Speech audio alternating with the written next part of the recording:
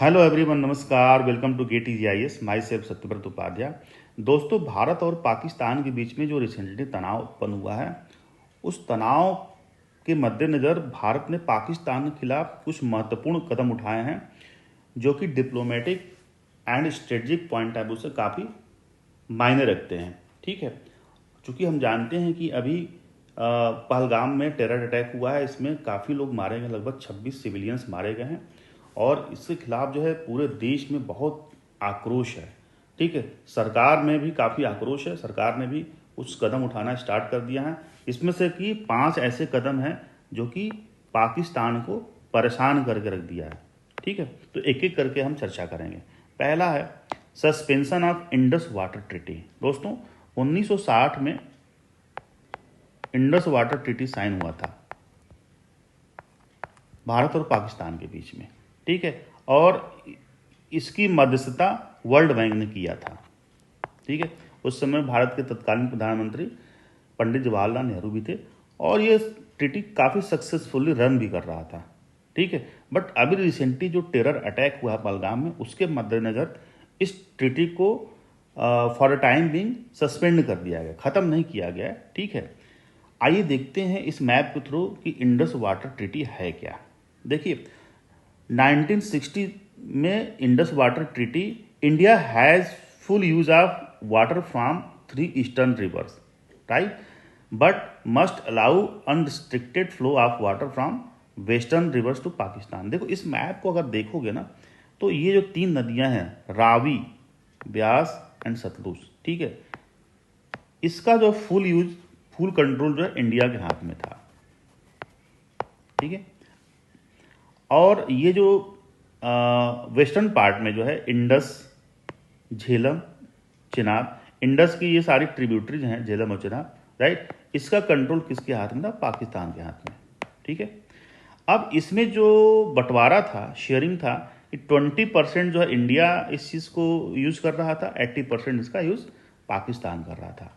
अब यह ट्रीटी को सस्पेंड कर दिया गया। अब ये हो सकता है कि पाकिस्तान को 80% की जगह पर 60% मिले, हो सकता है 50% मिले। ठीक है, मतलब पानी को एक तरह से भारत जो है डैम के थ्रू रोक सकता है। पहले इस ट्रीटी के तहत नियम था कि भारत ये जो 3 नदियां हैं, ये वाली इंडस, झेलम, चिनाब, इसका भारत यूज कर सकता है। ठीक है, बट इसके फ्लो को रोक नहीं सकता है। अब हो सकता है कि इसके फ्लो को रोका जाए थ्रू द डैम, तो इससे क्या होगा कि पाकिस्तान में पानी कम पहुंचेगा। ठीक है, और वहाँ पे समस्या उत्पन्न हो सकती है। हो सकता है कि वहाँ पे ड्रिंकिंग वाटर की समस्या उत्पन्न हो सकती है, इरिगेशन बर्डन क्रिएट होगा। इस प्रकार से एक तरह से एक डिप्लोमेटिक मेजर है पाकिस्तान को दबाव डालने के लिए, राइट। दूसरा है closure of Wagah Attari border. ठीक है, अब वाघा अटारी बॉर्डर के थ्रू क्या है कि मूवमेंट चल रहा था, लोग आ रहे थे, जा रहे थे थ्रू द वीज़ा। ठीक है, कुछ ट्रेड भी वहाँ से चल रहा था, भारत के द्वारा सामान वहाँ पे पहुँचाया जा रहा था। ठीक है, पाकिस्तान से भी सामान भारत में आ रहा था, बट इस वाघा को पूरी तरीके से क्लोज कर दिया गया, बंद कर दिया गया। तो ये दूसरा महत्वपूर्ण कदम है, राइट। तीसरा महत्वपूर्ण कदम कि India has expelled Pakistani military and defence advisor from high commissioner in New Delhi. New Delhi का जो हाई कमिश्नर ऑफिस है, वहाँ से पाकिस्तान के जितने भी डिप्लोमेट्स थे, वहाँ से उनको खदेड़ दिया गया। और पाकिस्तान में भी जो दूतावास है, वहाँ से भी सारे कर्मचारियों को भारत द्वारा बुला लिया गया है। तो अभी तक भारत और पाकिस्तान के बीच में डायरेक्ट रिलेशनशिप नहीं चल रहा था, क्योंकि बहुत सारे पाकिस्तान ने भारत के ऊपर अटैक्स करवाए थे। ठीक है, मुंबई अटैक्स तो आप जानते ही हैं। तो इस प्रकार से हर 2 साल 4 साल पर कुछ ना कुछ भारत में घटनाएं घटती थी। तो एक तरह से हुआ कि भारत और पाकिस्तान के बीच में संबंध खत्म कर दिया जाए, बट डिप्लोमेटिक रिलेशनशिप चल रहा था, बट उसको भी आज फिलहाल खत्म कर दिया गया।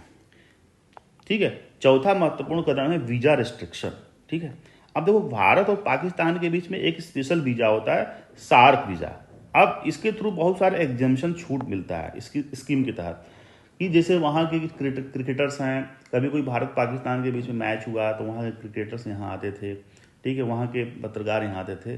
ठीक है, उस वीज़ा के तहत, चूंकि सार्क एक संगठन है, उसमें पाकिस्तान भी आता है, तो ऐसे सार्क में जितने भी मेंबर, सबको यह छूट मिला हुआ था। बट पाकिस्तान के लिए यह वीज़ा अभी फिलहाल के लिए ख़त्म कर दिया गया है।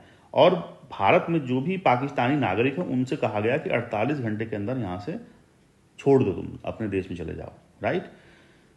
पांचवा और अंतिम महत्वपूर्ण कदम कि military and security response, right.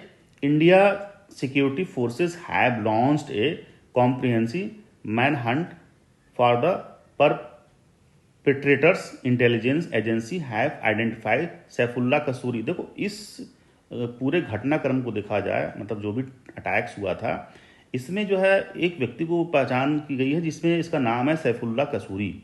ये जो है मतलब लश्कर तोयबा का कमांडर है, ठीक है।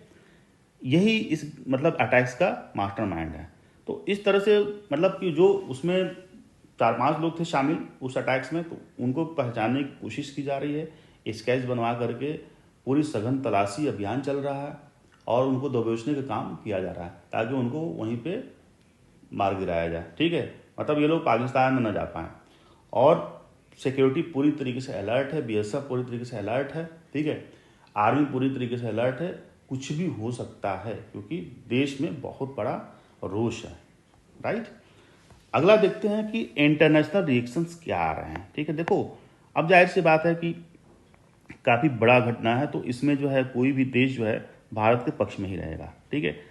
तो यूनाइटेड नेशन भी इसका कंडेम किया है और यूएसए भी, मतलब अमेरिका भी, रसिया भी इस घटना का कंडेम किया है। पाकिस्तान का इन्वॉल्वमेंट इसमें है, बट पाकिस्तान जो है इस इन्वॉल्वमेंट से डिनाई कर रहा है, बोला कि ये अनर्गल आरोप है भारत द्वारा, एलिगेशन फॉल्स है।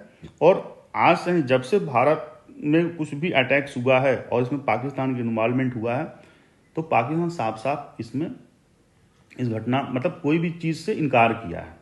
तो एक तरह से कह सकते हैं कि पाकिस्तान का ये पुराना आदत है, वो हमेशा से इनकार करता आ रहा है, लेकिन वर्ल्ड कम्युनिटी जानती है कि पाकिस्तान जो है आतंकवाद का फैक्ट्री है, ठीक है। वहीं से सारे आतंकवादी पनपते हैं, टेरर कैंप है।